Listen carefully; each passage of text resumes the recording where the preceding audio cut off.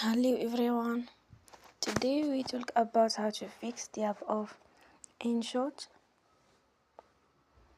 We will go to settings, then we click on apps.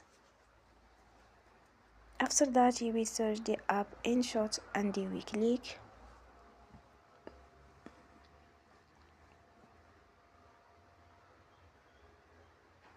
Then you will on forward stop. After that you will go to storage. Then we click on clear cache. In the end, turn your phone and you will recharge your phone again.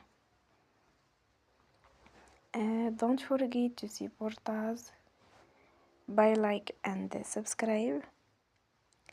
See you next time and thank you for watching.